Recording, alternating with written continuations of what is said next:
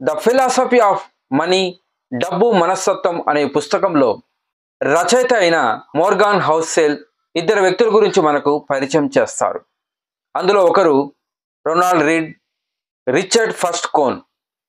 ఈ ఇద్దరి జీవితాలు కానీ మీరు పరిశీలించినట్లయితే మీరు ఏదో ఒక కోవలోకి వస్తారు. మొదటగా మనము రొనాల్డ్ రీడ్ గురించి తెలుసుకుందాం.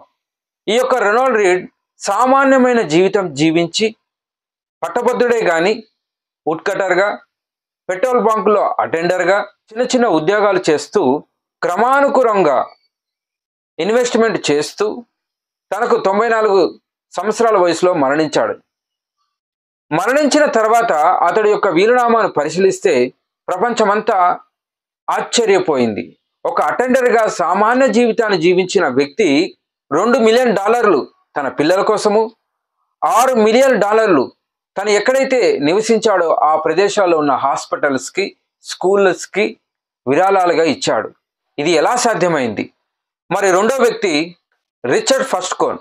ఇతడు హార్వర్డ్ యూనివర్సిటీ MBA చేశాడు. మెరిల్ లించ్ అనే పెద్ద సంస్థలో ఉద్యోగిగా పనిచేశాడు.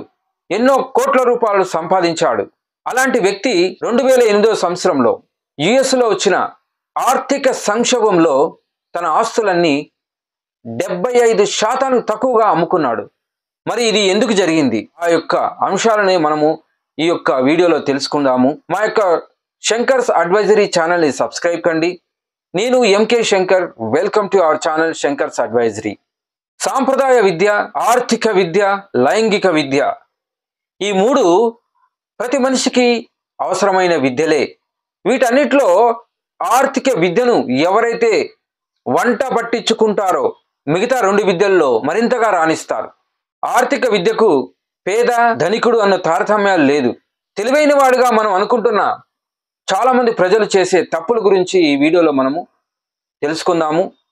మొదటి తప్పు సరైన బడ్జెట్ని ప్రిపేర్ చేసుకోలేకపోవడము. భూమిపైన ఉన్న ప్రతి ఒక్కరూ ఏదో ఒక రూపంలో ప్రతిరోజు సంపాదిస్తూ ఉంటారు. అలా సంపాదన చేసిన దానిలో వారు మిగుల్చుకోరు, పొదుపు చేయరు. అది చేయాలంటే బడ్జెట్ విషయాలు వారికి తెలియాలి. బడ్జెట్ అంటే మనకు వచ్చే డబ్బుని ఎక్కడ, ఎందుకు, ఎలా ఖర్చు పెట్టాలో తెలిపేదే బడ్జెట్. ఈ బడ్జెట్ సరిగ్గా ఉన్నట్లయితే మీ ఆర్థిక ప్రయాణం సుఖమయంగా అవుతుంది.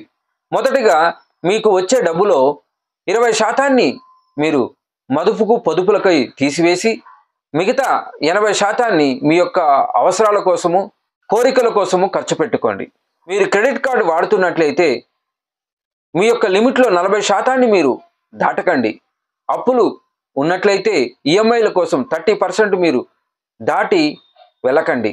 ఒకవేళ వెళితే మాత్రం డెప్ట్ ట్రాక్లో పడిపోతారు. రెండవ అంశం ల్యాక్ ఆఫ్ ఇన్వెస్ట్మెంట్. తన మిగుల్లో ఉన్న డబ్బుని భూమిపైన పెట్టాలా, షేర్ మార్కెట్లో పెట్టాలా, గోల్డ్ మీద పెట్టాలా, ఫిక్స్డ్ డిపాజిట్లో పెట్టాలా, ఇలా మనిషి పరిపరి విధాలుగా ఆలోచిస్తుంటాడు. ఆలోచన చేయకుండా ఈరోజే మీరు ఇన్వెస్ట్మెంట్ చేయండి.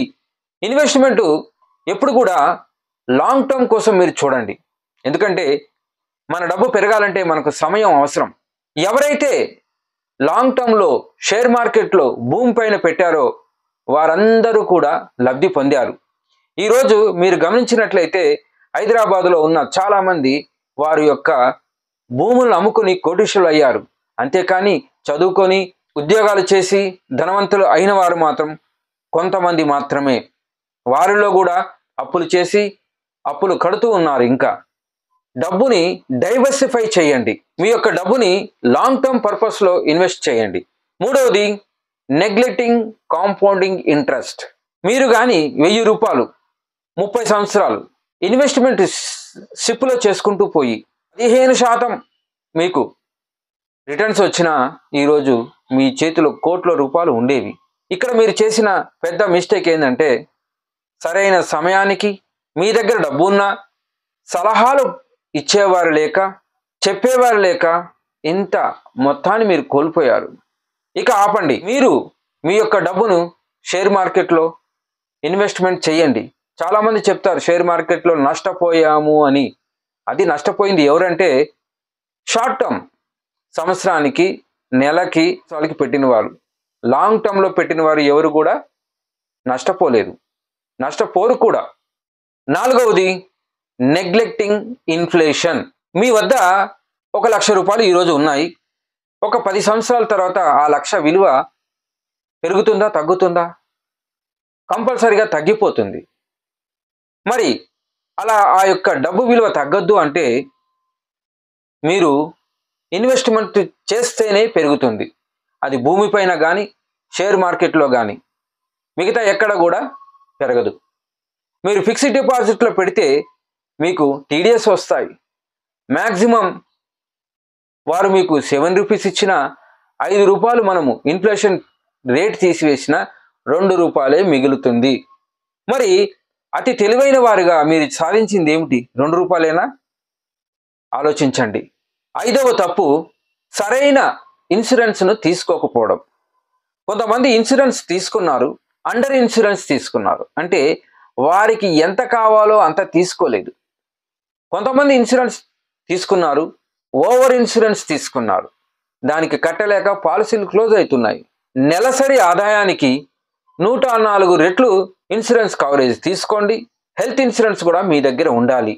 ఆరోది నెట్వర్క్ను క్రియేట్ చేసుకోకపోవడం, ఇన్కమ్ ట్యాక్స్ను ఫైలింగ్ చేయడం. అవసరానికి పనికొస్తుంది ఇన్కమ్ ట్యాక్స్ ఫైలింగ్. ఐదవది మెంటర్ను కలిగి ఉండడం.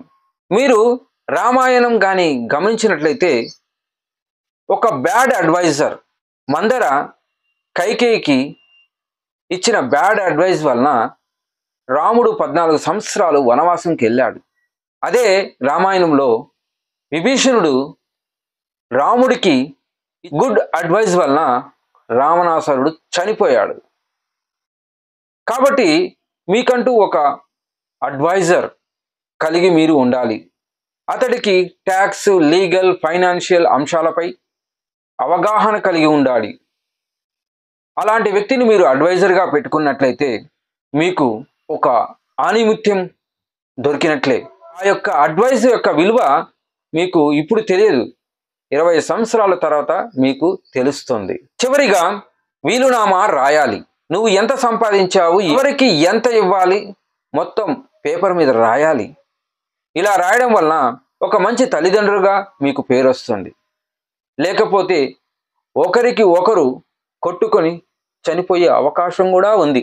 ఆస్తులను సంపాదించడమే కాదు, దానిని నీ యొక్క పరివారానికి అందుబాటు చేయడంలో కూడా నువ్వు విజయం సాధించాలి. వీడియో ద్వారా మనం తెలుసుకోవాల్సిన విషయం ఏమిటంటే, డబ్బు పెరగాలంటే సమయం అవసరమని, ఆశ అత్యాశలకు తేడా తెలుసుకోవాలి. ఆశ ఉండవచ్చు, అత్యాశ ఉండరాదు. ఓపిక, సహనము, ఆర్థిక క్రమశిక్షణ మీకు ఉండాలి. 8వ వింత అయిన కాంపౌండింగ్ ఇంట్రెస్ట్ని మర్చిపోకండి. లైఫ్ ఇన్సూరెన్స్, హెల్త్ ఇన్సూరెన్స్ సరైన మోతాదులో కలిగి ఉండాలి. ఈ యొక్క వీడియోని మీరు చూసిన తర్వాత మీ యొక్క నిజ జీవితంలో ఇంప్లిమెంట్ చేయకపోతే మీకే నష్టం, నష్టపోయేది మీరే. మన ఆర్థిక ప్రణాళిక కోసం సమయాన్ని వెచ్చించి జీవితాన్ని సుఖమయం చేసుకోండి. వ్యక్తిగత అభివృద్ధి దేశాభివృద్ధి.